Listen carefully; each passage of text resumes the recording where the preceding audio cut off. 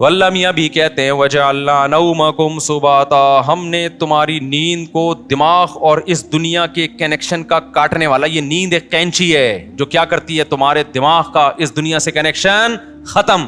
اصل بات جو میں بتانا چاہ رہا تھا، اللہ قرآن میں کیا کہتا ہے کہ تمہیں سکون دماغ کو اس وقت ملے گا جب کافی پیو گے، نہ چائے پینے سے، نہ چرس پینے سے، ہیروئن پینے سے، نہ دماغ کے سکون کے لیے اللہ نے نیند بنائی ہے، اور وہ والی نیند جو تمہارا اس دنیا سے کنیکشن ختم کر دے۔ قرآن کی آیت بتا رہا تھا، قرآن میں اللہ نے کیا کہا ہے، وَجَعَلْنَا نَوْمَكُمْ سُبَاتًا۔ میں آپ کو ٹینشن ڈپریشن سے بچنے کی اصل چیز بتا رہا ہوں۔ قرآن کیا کہتا ہے؟ قرآن نے کافی چائے کا تذکرہ نہیں کیا۔ قرآن نے کیا کہا ہے، ہم نے رات بنائی لتسکنو، تاکہ تمہیں کیا ملے، سکون، دماغ کو کیا ملے، فریش ہو جائے دماغ۔ سکون ملتا تو فریش ہوتا ہے نا، لیکن وہ کون سی رات؟ وہ یہ والی راتیں نہیں ہیں جو آج ہماری راتیں گزر رہی ہیں، پوری رات موبائل پہ، پوری رات آپ فون پہ گپے مار رہے ہیں۔ اس رات کو اللہ نے سکون کے لیے نہیں بنایا، وہ رات بنائی ہے جس کے بارے میں قرآن کہتا ہے وَجَعَلْنَا نَوْمَكُمْ سُبَاتًا، 30ویں پارے کا پہلا رکوع۔ سب عربی میں کسے کہتے ہیں؟ کاٹنے کو۔ اللہ کہتے ہیں ہم نے تمہاری نیند کو کاٹنے کا ذریعہ بنایا، کینچی ہے یہ نیند۔ کیا مطلب کاٹنے کا؟ آپ کا جو اس دنیا سے کنیکشن ہے نا، جو تاریں گئی ہیں جہاں سے اس دنیا کے سگنل آپ کے دماغ میں آ رہے ہیں، نیند ان سگنل کو کیا کر دیتی ہے، اس تاروں کو کیا کر دیتی ہے، کاٹ دیتی ہے۔ دیکھو ایک آسان مثال سے بات سمجھاتا ہوں۔ انسان کے جسم کے ہر پارٹ کو آرام چاہیے کہ نہیں چاہیے؟ بولو، آرام کسے کہتے ہیں؟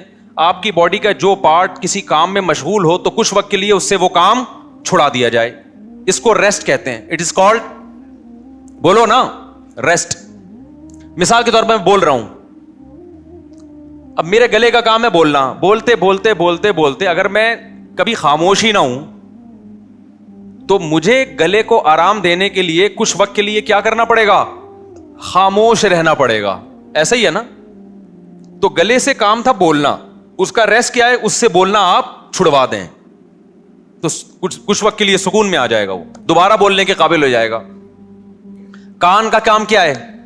سننا۔ ہر وقت سنتے آدمی کہتا ہے بند کر یار اس کو، تھک جاتا ہے نا کان کہ یار تھوڑی دیر سکون کا ماحول چاہیے، کچھ نہیں سننا ہم نے۔ ٹانگوں کا کام کیا ہے؟ ابے بولو نا، چلنا، چلتے ایک وقت آتا ہے آپ کہتے ہیں یار بیٹھ جاؤ یار، کچھ دیر ریسٹ کر لو، لیٹ جاؤ، کچھ آرام دے دو۔ تو ٹانگوں سے چلنا چھڑوا دینا، یہ ٹانگوں کا ریسٹ ہے۔ ایسے ہے یا نہیں ہے؟ جم میں آپ جاتے ہو، وزن اٹھا رہے ہو، 3 سیٹ لگا لیے، 4 سیٹ لگا لیے، اب نہیں اٹھا جا رہا تو آپ کا ٹرینر آپ کو کیا کہے گا، بھائی اب بازو کو تھوڑی دیر کیا دے دے، ریسٹ دے دے، جو کام میں مشغول تھا اس سے وہ کام چھڑوا دے۔ اب دیکھو یہ سارے کام جو ہماری باڈی کر رہی ہوتی ہے، ان کو چھوڑنے کا آرڈر دماغ دیتا ہے۔ دماغ کہتا ہے چلنا بند کر دو، دماغ کہتا ہے سننا بند کر دو، دماغ کہتا ہے بولنا بند کر دو۔ دماغ کا اپنا کام کیا ہے؟ دماغ کا ریسٹ کیسے ہوگا؟ دماغ کا کام ہے سوچنا۔ کیا خیال ہے بھائی؟ اگر آپ لوگ سوچ رہے ہو تو سمجھ میں آئے گا کہ دماغ کا کیا کام ہے، سوچنا۔ مجھے آپ بتاؤ دنیا میں کوئی مائی کا لال ایسا پیدا ہوا ہے جو دماغ کو کہے کہ سوچنا بند کر دے؟ دماغ کو آرڈر کون دے گا؟ ہائے ہائے ہائے، آپ چل رہے ہو، ٹانگوں کو کون آرڈر دے گا کہ رک جاؤ؟ اتنا تو میرا خیال ہے جنرل نالج کا سوال ہے، یہ تو کوئی معاشرتی علوم کا سوال نہیں پوچھا میں نے۔ ٹانگوں کو کون آرڈر دیتا ہے کہ رک جاؤ؟ دماغ آرڈر دیتا ہے، تبھی ہم بریک لگا لیتے ہیں۔ میں بول رہا ہوں، بولتے تھک گیا تو میرے گلے کو کون آرڈر دے گا کہ رک جاؤ؟ دماغ آرڈر دے گا۔ اس سے پتہ چلتا ہے آرڈر دینے والا ہمیشہ اس سے سپیریئر ہوتا ہے۔ آپ کی باڈی کا جو پارٹ ہے نا، کوئی بھی پارٹ، اس کو آرڈر دے گا بادشاہ۔ وہ کون ہے؟ وہ دماغ ہے۔ پھر یہ اس کی بات مانے گا، رک جائے گا، کیونکہ ہمارے ٹانگوں کے پاس سوچنے کے لیے دماغ نہیں ہے، وہ خود نہیں رکیں گی، ان کو آرڈر اوپر سے آئے گا۔ لیکن دماغ کو آرڈر کون دے گا کہ سوچنا بند کر دے؟ نہیں یہی بات آرڈر نہیں دے سکتا. دماغ کے لیے کوئی اوپر کی چیز ہو جو دماغ کو آرڈر دے کے سوچنا بند کر دے, کیونکہ دماغ جب اپنے آپ کو آرڈر دے گا کہ سوچنا بند کر دے تو اس کے لیے دماغ سوچے گا, تو سوچنے کا عمل کم نہیں ہوگا بلکہ سوچنے کا عمل بڑھ جائے گا. ابے کیسے سمجھاؤں, مجھے بتاؤ یار, کامن سینس کی بات کر رہا ہوں یا نہیں کر رہا؟ کافی پی کے آئے ہیں کہ نہیں آئے ہیں, مجھے یہ بات بتاؤ. اگر کافی کی عادت نہیں ہے نا, پھر بغیر پیے بھی دماغ فریش ہوگا. اگر عادت پڑ چکی ہے تو ایک ایک کپ آپ کو پلانا پڑے گا, اس کے بغیر کھوپڑی میں بات نہیں آئے گی. یہ نقصان ہے کافی کا. پھر بھی ہم کہتے ہیں پی لو, ہمیں بھی کبھی دماغ کھوپڑی کام نہیں کر رہی ہوتی, 2 چسکے ہم بھی لگا لیتے ہیں. ٹھیک ہے, پیدا تو اسی سوسائٹی میں ہوئے ہیں نا, فضائل نہیں بیان کرتے ہم. اچھا خیر, تو اب دماغ کا کام کیا ہے؟ دماغ کو سکون ایسے ملے گا, سوچنا چھوڑ دے. اب آپ کیا کرو گے؟ اب آپ بیٹھ گئے, ٹانگوں کو آرڈر دیا رک جاؤ, ٹانگیں رک گئیں. کمر تھک گئی ہے بیٹھے بیٹھے, کمر کو آرڈر دیا بھائی لیٹ جا, لیٹ گئے بھائی. اب دماغ تھک گیا آپ کا, اب آپ دماغ کو آرڈر دے رہے ہو سوچنا بند کر دے. دماغ کا باپ بھی سوچنا بند نہیں کرے گا بلکہ اور سوچے گا. تبھی تو اوور تھنکنگ کی ایک بیماری ہے نا. لوگ کہتے ہیں ہم جب سونے کے لیے لیٹتے ہیں تو اس وقت تو بالکل ہی نیند اڑ جاتی ہے ہماری. ویسے چلتے پھرتے رہیں گے نیند آئے گی, بیٹھے ہوئے نیند آ رہی ہے, سونے کے لیے لیٹے اور نیند کے علاوہ اب سب کچھ آنا شروع, کیونکہ دماغ اب نیند کے بارے میں سوچنا شروع کر دیتا ہے کہ سو تو نہیں سویا, صبح دیر ہو جائے گی, دماغ خراب ہوگا, یہ ہوگا. اس سے نیند آنے کے بجائے کیا ہوتی ہے, اس ٹینشن سے نیند اور اڑتی ہے. سمجھ میں آ رہی ہے بات؟ تو اس کا حل اللہ نے کیا رکھا ہے؟ اللہ نے کہا یہ تمہارے بس میں نہیں ہے کہ تم سو جاؤ, کیونکہ تمہارے پاس جو سب سے پاورفل پارٹ ہے نا وہ دماغ ہے. اس دماغ کے کنٹرول میں نے تمہارے سارے پارٹ دے دیے ہیں. دماغ کس کے کنٹرول میں ہے؟ وہ میرے کنٹرول میں ہے. وہ کسی کا باپ بھی نہیں سلا سکتا جب تک میں نہیں چاہوں گا. لہذا تم نے کیا کرنا ہے؟ سونے کے اسباب اختیار کرنے ہیں. سونا تمہارے بس میں نہیں ہے. اسباب کے بتی بجھا دی, لیٹ گئے, سکون کا ماحول ہو گیا, پنکھا چلا دیا, یا نیند کی گولی کھا لی, بہت زیادہ ہو گیا تو یہی ہوگا نا. تو اس سے نیند کی گولی بھی آپ کو یاد رکھو سلاتی نہیں ہے. وہ کیا کرتی ہے, آپ کے جو پٹھے ہیں ان کو ریلیکس کر دے گی, خیالات کو مجتمع کر دے گی. نیند ڈاکٹر کہتے ہیں کہ نیند خود سے آتی ہے انسان کو, کوئی دوا نہیں لاتی نیند. دوا یہی ہے کہ وہ اسباب پیدا کر دیتی ہے, اس کے سکون کے اسباب پیدا کر دیتی ہے. لیکن دوا ڈائریکٹ نیند لانے والی اب تک کوئی دوا میری معلومات کے مطابق ایجاد نہیں ہوئی, جو ڈاکٹر کہتے ہیں. تو اب کیا ہوتا ہے؟ اب اللہ تعالیٰ بیچ میں آتے ہیں. اللہ تعالیٰ کہتے ہیں وَجَعَلْنَا نَوْمَكُمْ سُبَاتًا, تم اسباب اختیار کرتے ہو, لیٹ جاتے ہو. ہم کیا کرتے ہیں؟ تمہاری نیند, ایک کینچی لے کر آتے ہیں ہم. کیونکہ ہم جو سوچنا بند نہیں کر رہے نا, وجہ اس کی کہ ہمارے دماغ کا اس دنیا سے کنیکشن ہے. یہ کنیکشن جب تک ختم نہیں ہوگا اس وقت تک آپ سوچنا بند نہیں کر سکتے. آپ جب سونے کے لیے لیٹے, دن بھر کے خیالات ہیں, ابے یہ آیا تھا, یہ ہوا تھا, دوسری شادی, تیسری شادی, میرے بیان کسی نے سنے ہو, ٹھیک ہے نا, شادی نہیں ہو رہی یا ہو گئی ہے تو مصیبت. میرے جس نے بھی بیان سنے ٹینشن میں, وہ بھی ٹینشن میں جس کی نہیں ہو رہی, اور جس کی ہو گئی ہے وہ اس سے بڑی ٹینشن میں کہ یار یہ میں کیا کر بیٹھا ہوں. تو ٹینشنوں میں اور یہ اور وغیرہ وغیرہ 20 قسم کے اب نکالتے چلے جاؤ دماغ سے. نہیں, اللہ کہتے ہیں میری قدرت کام کرتی ہے. میں کیا کرتا ہوں, اس کے جو لنک ہے نا, جتنے جہاں سے لیڈ آ رہی ہے اس کو, یہ دنیا سے آ رہی ہے نا, یہاں سے اس کے دماغ کا میں کنیکشن کیا کر دیتا ہوں, ساری تاریں, پاور ہی ختم ہو گئی. ارے میرے بھائی, بچہ کمپیوٹر پہ بیٹھا ہو, ہل کے نہ دے رہا ہو, پولیس بلا لی, بیٹا ہٹ جا یہاں سے, نہیں ہل رہا ہو, تو آخری حل آپ کے پاس کیا ہے, وہاں سے پاور کھینچ دو, پاور ہی نکال دو, ایسی کی تیز تار ہی کاٹ دو بیچ میں سے. اب چلے گا, اب پہیہ لگا کے تو چلے گا, ویسے نہیں چلے گا کمپیوٹر. تو اللہ میاں بھی کہتے ہیں وَجَعَلْنَا نَوْمَكُمْ سُبَاتًا, ہم نے تمہاری نیند کو دماغ اور اس دنیا کے کنیکشن کا کاٹنے والا, یہ نیند ایک کینچی ہے جو کیا کرتی ہے, تمہارے دماغ کا اس دنیا سے کنیکشن ختم. اصل بات جو میں بتانا چاہ رہا تھا, اللہ قرآن میں کیا کہتا ہے کہ تمہیں سکون دماغ کو اس وقت ملے گا جب کافی پیو گے, نہ چائے پینے سے, نہ چرس پینے سے, ہیروئن پینے سے, نہ دماغ کے سکون کے لیے اللہ نے نیند بنائی ہے, اور وہ والی نیند جو تمہارا اس دنیا سے کنیکشن ختم کر دے. کیونکہ ہم نے بہت سے لوگوں کو دیکھا ہے سو رہے ہوتے لیکن سب پتا ہوتا ہے کہ کیا ہو رہا ہے. اس کا مطلب ان کی نیند نہیں ہوتی ہے. گھوڑے بیچ کے سونے والی نیند کا اللہ ذکر کر رہا ہے قرآن میں. آپ دیکھ لو نا آج کل جو نیندیں ہو رہی ہیں, سو رہے ہیں اور سب سن بھی رہے ہیں کہ ہو کیا رہا ہے, بیگم کیا باتیں کر رہی ہے, کس کی غیبتیں کر رہی ہے, گھر میں ساس کتنے دن سے آگے ٹھہری ہوئی ہے, جا کیوں نہیں رہی ہے, مہنگائی بڑھ رہی ہے, اسٹیبلشمنٹ نے یہ کیا کر دیا اور فلانے نے یہ کیا کر دیا اور مہنگائی کو یہ کیوں ہو گیا وغیرہ وغیرہ, 20 قسم کے مسائل, اور سو بھی رہا ہے. ذرا سی بات کرو تو کہتے ہیں کیا, اچھا سوتے سوتے بتا رہا ہوتا ہے چپ ہو جاؤ میں سو رہا ہوں.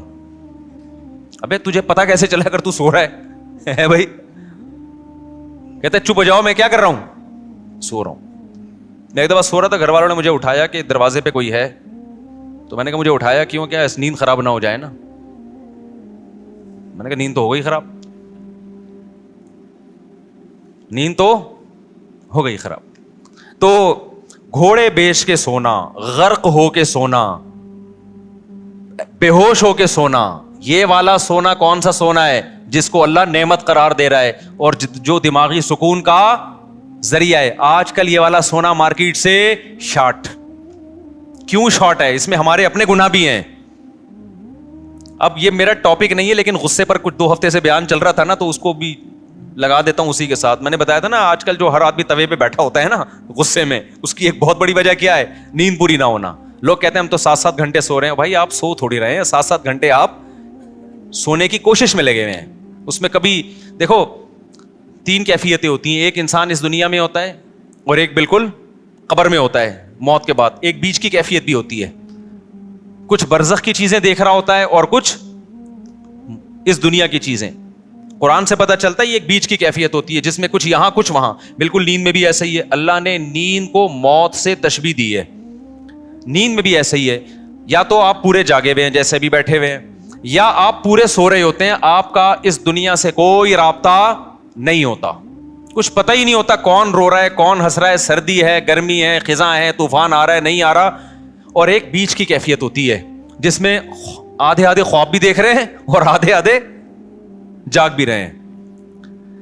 اس والی نیند سے میرے بھائی سکون نہیں ملتا. تو یہ جو گہری نیند ہے نا, اس کے لیے کچھ کام کرنے پڑتے ہیں جو آج کل مارکیٹ سے شارٹ چل رہے ہیں. اور شریعت پہ عمل کر نہیں سکتے جب تک گہری نیند لیتے نہیں ہو, کیونکہ اسلام میں اخلاق کی بہت زیادہ ویلیو ہے. نبی صلی اللہ علیہ وسلم نے فرمایا انسان اچھے اخلاق کے ذریعے تہجد پڑھنے والے اور کثرت سے روزے رکھنے والوں کے مقام تک پہنچ سکتا ہے. یعنی اس کی زندگی میں تہجد بھی نہیں ہے اور روزے بھی نہیں ہیں, لیکن اخلاق کا اتنا اچھا ہے, تو اللہ اس کو کس کے ساتھ حشر کریں گے؟ تہجد گزاروں کے ساتھ. اور حدیث میں آتا ہے کہ ایک تہجد گزار اور کثرت سے روزے رکھنے والا برے اخلاق کے ذریعے جہنم کا ایندھن بن سکتا ہے. حدیث کا مفہوم ہے. کیوں؟ بد اخلاقی کی وجہ سے کبھی بیوی سے لڑے گا, کبھی پڑوسیوں سے لڑے گا, کبھی کمیٹی سے لڑے گا, کبھی امام سے لڑے گا, کبھی مؤذن سے لڑے گا, کبھی اسے پٹا, کبھی گاڑی تھوڑی سی آگے اس کو اٹھا کے ٹھوک دیا, ٹھیک ہے نا. تو ساری نیکیاں اس کی کیا ہو رہی ہیں؟ ضائع. کیونکہ ہمیں حدیث سے پتہ چلتا ہے کہ جو شخص لوگوں پہ ظلم کرتا ہے قیامت کے دن اللہ بدلہ ایسے لیں گے کہ اس کی نیکیاں اٹھا کے اس کے پلڑے میں ڈالنا شروع کریں گے. حتیٰ کہ ایک گالی بھی ناحق دی نا کسی کو, تو اس کے بدلے میں بھی اس کی نیکی کہاں جا رہی ہے؟ وہاں جا رہی ہے. اور جب اس کی نیکیاں ختم ہو جائیں گی تو اللہ پھر کیا کریں گے؟ جس نے ظلم کیا ہوگا, بد اخلاقی کی ہوگی, اس کے گناہ اس کو دینا شروع کر دیں گے. میں سمجھا پا رہا ہوں اپنی بات؟ تو اس سے پتہ چلتا ہے بد اخلاقی, بدتمیزی, ہر وقت جلے کٹے رہنا, نیگیٹو سوچ رکھنا, یہ چیزیں اچھے اعمال کے باوجود انسان کو جہنم کا ایندھن بنا دیتی ہیں. اور خوش اخلاقی کے لیے جو میڈیکلی جو ہمارے لیے سب سے زیادہ امپورٹنٹ چیز ہے وہ کیا ہے؟ وہ گہری نیند. تو یہ ہمارے مذہب کا حصہ ہوئی کہ نہیں ہوئی ہے؟ اتنی زیادہ حدیث میں اہمیت ہے نیند کی کہ ایک صحابی آئے, انہوں نے عرض کیا کہ یا رسول اللہ میں ساری رات تہجد پڑھوں گا, کیونکہ اللہ نے آپ کی تو ساری خطائیں معاف کر دی ہیں, آپ تو رات کو آرام بھی کرتے ہیں, میں ساری رات تہجد پڑھوں گا, سوؤں گا نہیں. آپ نے فرمایا مر رغب عن سنتی فلیس منی, جو میرے طریقے سے اعراض کرے گا وہ مجھ میں سے نہیں ہے, کیونکہ اصلی و ارقد, میں تو نماز بھی پڑھتا ہوں اور آرام بھی کرتا ہوں. نبی کو معلوم تھا یہ ساری رات تہجد پڑھیں گے, نیند پوری نہیں ہوگی, تو پھر آگے نتیجہ کیا نکلے گا؟ آگے نتیجہ یہ نکلے گا کہ وہ تہجد بد اخلاقی کے ذریعے ضائع کریں گے. یہ سمجھتے ہو بات کو؟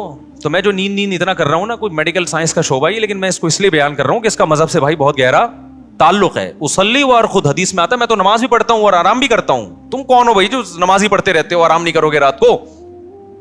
اور ہمارے نبی صلی اللہ علیہ وسلم کی نیند گہری تھی, اتنی گہری تھی کہ آپ صلی اللہ علیہ وسلم کے ہلکے سے خراٹے کی آواز بھی آتی تھی. جب انسان بہت تھک کے سوتا ہے اور گہری نیند سوتا ہے تو جن کو خراٹوں کی بیماری نہیں بھی ہے ان کے ہلکا ہلکا تیز سانس کی آواز آتی ہے.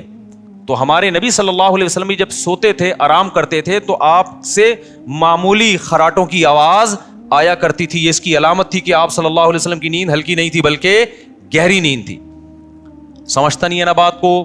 اب گہری نیند کے لیے پھر وہ ٹپس ہیں, وہ ڈاکٹروں سے پوچھیں. آپ اس ڈاکٹر سے پوچھیں وہ خود سو رہا ہو ٹائم پہ, کیونکہ ڈاکٹر خود 3-4 بجے کلینک بند کر کے آ رہے ہوتے ہیں, سمجھ رہے ہو نا. تو لیکن اس میں چند چیزیں, ورزش کرے انسان, یہ چائے کافی وافی ان چیزوں سے اپنے آپ کو اس عذاب سے جان چھڑائے. اور بہت ہی کچھ شوق ہے تو چائے پی لو, وہ بھی دن میں 2 کپ بہت زیادہ ہے, لیکن ثواب سمجھ کے وہ بھی نہ کرو. اور رات کو انسان جلدی سے, رات کو موبائل بند کر کے رکھ دے لاکر میں. موبائل جو ہے نا یہ رات کو دیکھو ہی نہیں, یہ بہت بڑی تباہی ہے. سو جاؤ رات کو, صبح 2 بجے 3 بجے اڑ جاؤ, اس کے بعد نماز پڑھو, تلاوت کرو, اللہ سے دعا مانگو, پھر موبائل دیکھ لو بیٹھ کے. بھائی کوئی مفید چیز اگر آپ نے دیکھنی ہے, کوئی جنرل نالج کی چیز دیکھنی ہے, کسی کا ولاگ دیکھنا ہے کہ میں بیت الخلاء میں بیٹھا ہوا ہوں کیسا لگ رہا ہوں, ٹھیک ہے نا, اس طرح بھی ولاگ بھی ایسے آ رہے ہیں کہ بس جو اٹرم پٹرم اٹھا کے ڈال دو. بس میں جا رہا ہوں, میں نانی کے جا رہا ہوں, میں خالہ کے جا رہا ہوں, میں پپو کے جا رہا ہوں. تو جا رہا ہے بھائی, تو ساری دنیا جاتی ہے, تو پہلی دفعہ تھوڑی جا رہا ہے. چلو کوئی دوسرے ملک میں جا کے ولاگ بنا رہا ہے, آپ نے وہ ملک دیکھا نہیں ہے, تو آپ کا یار بغیر ٹکٹ ویزے کے کنٹری دیکھنے کو مل رہا ہے, پھر بھی سمجھ میں آتا ہے. لیکن ایسے ایسے ولاگرز آ رہے ہیں, ان پہ تو مجھے تعجب اس لیے نہیں ہوتا کہ ان کو پیسہ مل رہا ہے نا, تعجب تو آپ پہ ہوتا ہے کہ یار آپ کے پاس اتنا ٹائم کہاں سے آ گیا.